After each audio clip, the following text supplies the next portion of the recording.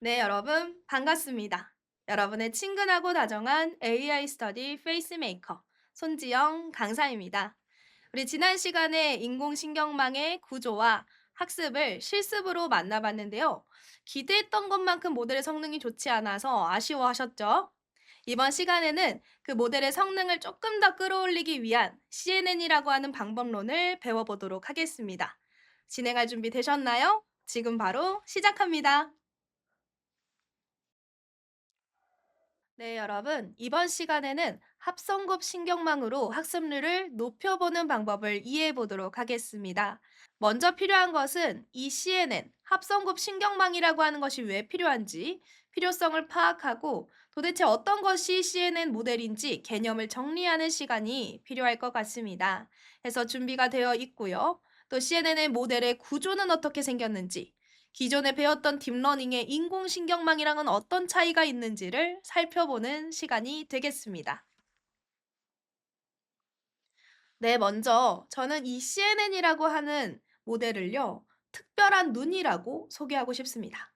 그래서 이 특별한 눈이 왜 필요할까요? 합성급 신경망의 필요성을 확인해 보도록 하겠습니다. 여러분, 그림에 보이듯이 왼쪽에 있는 2차원짜리 이미지, 2차원짜리 데이터는요, 행이 있고 열이 있는 형태대로 데이터가 들어가져 있습니다. 기존에 저희가 배웠었던 인공신경망 MLP 모델의 경우는요, 이 2차원짜리의 데이터를 받아들일 수가 없어서 1차원으로 확장시켜주는 작업이 필요했어요.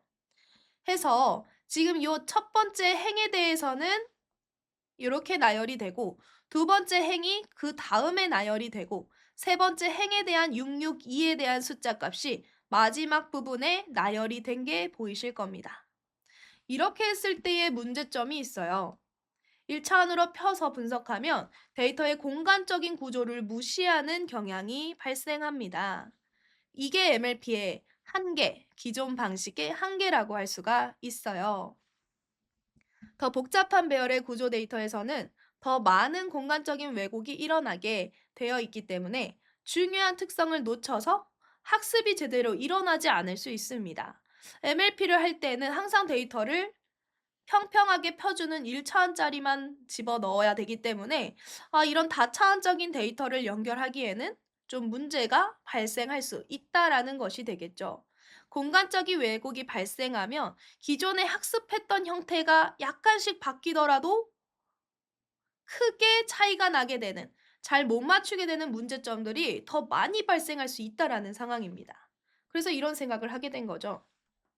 이 복잡한 데이터를 연결해서도 학습이 잘 되게 할 수는 없을까라는 생각을 하게 된 거예요. 그래서 합성곱이 등장했습니다. 네, 이 특별한 눈은 어떻게 작동할까? 이 부분을 살펴볼 텐데요. 이 합성곱 신경망은 컨볼루셔널 뉴럴 네트워크라고 부르게 되고요. 이렇게 했을 때 합성곱, 이런 말만 들어도 좀 복잡해 보이지만 곱하거나 더하는 연산이 수행되는 층이다라고 보시면 되겠습니다.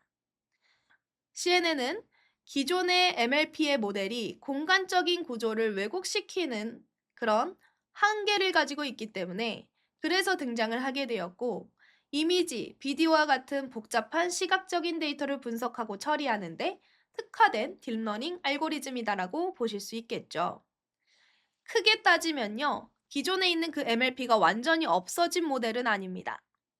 이 모델이 그대로 존재하지만 입력 데이터와 분류하는 MLP 층 사이에 새로운 층이 등장을 하게 돼요. 그 층은 바로 복잡한 데이터 안에서 중요한 데이터만 쑥쑥 뽑아내는 특별한 눈을 가진 특성 추출 부입니다.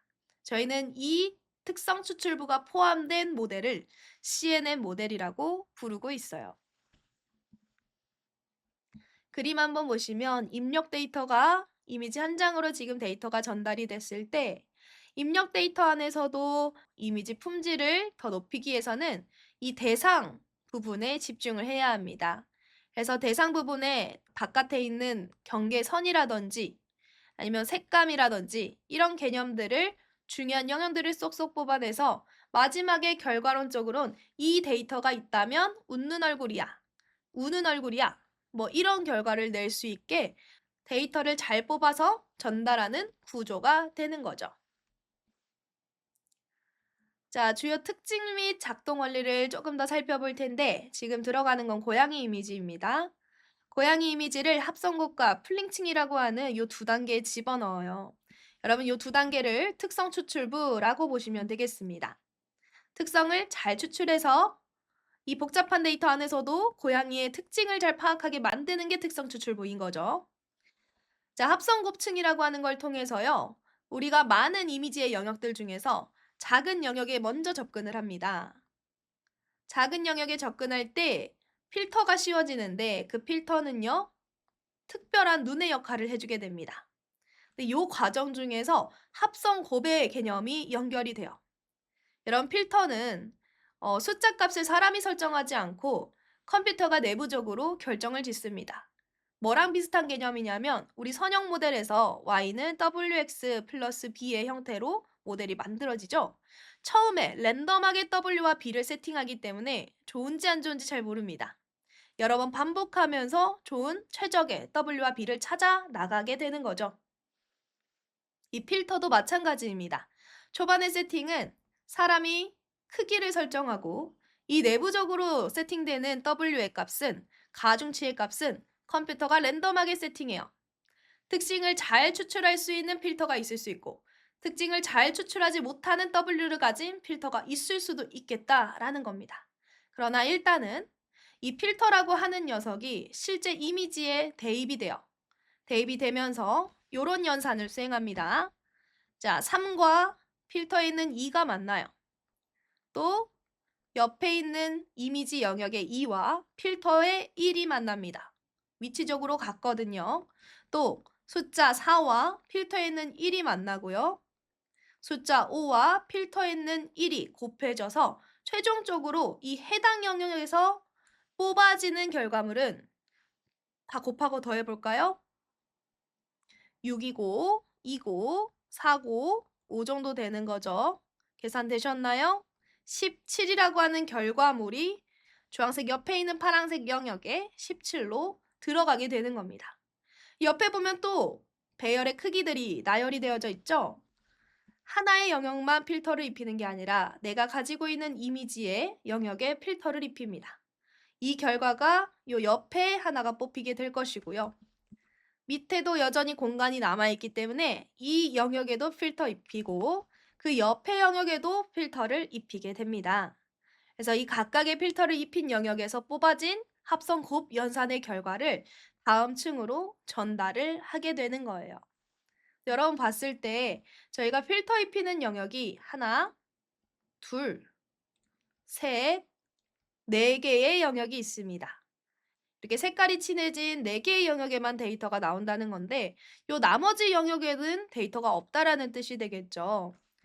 즉, 필터라고 하는 요 개념은 필터 값이 전체 이미지 데이터의 특정 지역에 연결이 되기 때문에 필터의 결과는 다음 층에 나왔을 때 데이터의 크기를 줄어들 수밖에 없게 한다. 라는 것을 알 수가 있고요. 이 그림상에서는 조금은 크기가 원본 이미지랑 동일하게 지금 출력이 됐는데 가끔씩 이미지의 크기가 줄어드는 걸 방지하기 위해서 원본 이미지의 크기를 유지하게 하는 패딩의 개념이 들어가게 된다면 이렇게 합성 곱을 수행하더라도 원본 이미지의 크기와 동일하게 출력될 수 있는 것도 내부적으로는 제어를 해줄 수가 있어서 그림상에서는 그 패딩의 개념이 표현된 이미지로 나와져 있는 상황입니다. 일반적인 필터가 입혀지면 합성곱 결과는 작아질 수밖에 없다라는 것도 좀 기억해 주시고 합성곱을 통해서 데이터 안에서 중요한 것을 찾아냈습니다. 찾아냈는데 더 중요한 것을 한 번 더 찾아내려고 풀링이라고 하는 층을 거치게 됩니다. 자, 풀링에서는 뭘 하느냐? 결과론적으로 말하면 차원 축소. 더 중요한 것만 쏙쏙 뽑아내거든요. 했을 때 풀링도 마찬가지로 내부적으로는 특정 지역에 접근해서 최대 풀링할 것인지 아니면 평균 풀링을 할 것인지 설정을 해줄 수 있는데요. 그림에서는 최대 풀링이라고 하는 것을 적용을 해서 뽑아진 상황입니다. 여러분 아까 전에 저희가 MLP 모델의 한계로 공간적인 왜곡이 있을 수밖에 없어서 그 공간적인 왜곡이 있는 데이터를 이해할 수 없는 모델이 MLP 모델이었다. 그런 한계가 있다라고 설명을 드렸는데요. 여기에 그림으로 한번 보시면 풀링이라고 하는 과정을 통해서 그 한계를 극복해냅니다. 여러분 4, 5, 2, 8이라고 하는 해당 영역의 제일 큰 값은 뭘까요? 8이죠. 그래서 폴링층에서는 8이라고 하는 데이터를 결과물로 뽑아냅니다. 이 영역만 있는 게 아니라요. 옆에 영역에서도 제일 큰 값은 뭘까요? 하면서 뽑아내는 거죠. 숫자 4가 뽑힐 겁니다. 그 밑에 풀링의 영역도 한번 보시면 어떤 숫자가 제일 큰가요? 5가 제일 크니까 5라고 뽑힐 거예요. 그 다음 영역도 한번 보시면 숫자 8이 있기 때문에 숫자 8을 표현을 해주게 되겠죠. 자, 4, 5, 2, 8이 있습니다. 이 중에서 제일 큰 게 8로 뽑혔죠. 근데 만약에 4와 8의 위치가 바뀌었다라고 해볼게요. 4와 8의 위치가 바뀌더라도 8, 5, 2, 4 안에서 제일 큰 값은 뭔가요? 여전히 8입니다. 여러분 어떤가요? 공간적으로 데이터에 이동이 있었어요. 미세하게 이동이 있었는데도 결과론적으로 뽑히는 건 동일한 값이다라는 거죠. 이래서 합성 곱층과 풀링층을 통해서 거쳐 나온 데이터들은 공간의 왜곡이 조금은 있더라도 기존의 MLP의 그 공간적인 왜곡에 대한 문제점들을 극복해냈다라고 설명을 하게 됩니다. 자, 그럼 이 풀링층을 통해서 더 중요한 거를 뽑아서 나온 이 데이터를요, 완전 연결층, 마지막 층에 전달을 하게 됩니다. 이 층에서는 중요한 특성을 추출하고 나서 난 그 특징 맵에 대한 결과물을 이게 정말 어떤 결과물인지를 학습하고 예측하는 그런 과정을 겪게 됩니다. 이렇게 하기 위해서는 이 풀링층까지는 다차원 데이터를 연결할 수 있는데요. 완전 연결층은 결과적으로 MLP가 연결이 되다 보니까 그 MLP는 1차원만 또 받아들이죠. 쭉 펼쳐서 1차원으로 평평하게 펼쳐서 데이터를 연결해야 된다라는 걸 기억해 주시면 좋겠습니다. 자, 텍스트로 한 번 더 정리해 볼게요. 합성곱층은 특징을 추출하는 역할을 해준다.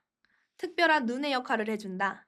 필터 또는 커널이라고 불리는 필터를 적용해서 그 안에서 지역 안에서 중요한 데이터들을 합성곱 연산을 통해서 뽑아내더라. 그리고 이 과정을 통해서 선과 모서리, 그리고 대상에 대한 질감, 그리고 지역적인 패턴에 대해서도 출력을 해낼 수가 있겠고요. 이 출력된 특징 맵의 결과를 또 풀링이라고 하는 층이 받아들여서 풀링이라고 하는 거 안에서 지역적으로 데이터의 위치가 약간은 변형이 되더라도 그 안에서 중요한 것을 또 한 번 더 걸러서 뽑아내기 때문에 공간의 왜곡에 대한 지역적인 한계를 해결해낼 수 있다라고 정리를 했었습니다. 또 그렇게 하다 보니까 복잡한 데이터가 좀 축소하고 하다 보니 모델의 복잡도는 조금 더 낮아지겠죠. 그래서 과적합을 방지할 수 있더라. 마지막 세 번째는 완전 연결층이라고 하는 개념이었습니다. 앞에 있는 특성 추출부, 합성곱과 풀링을 거치고 나온 그 결과물이 완전 연결층의 1차원짜리로 연결이 되면서 최종 분류 및 예측을 수행하는 단계가 이루어진다 하는 게 완전 연결층의 부분이었습니다. 네, 합성고업 신경망은 여기까지 정리하고요. 이론을 다지고 실습으로 나아가는 시간 가져보도록 하겠습니다. 다음 시간에 만날게요.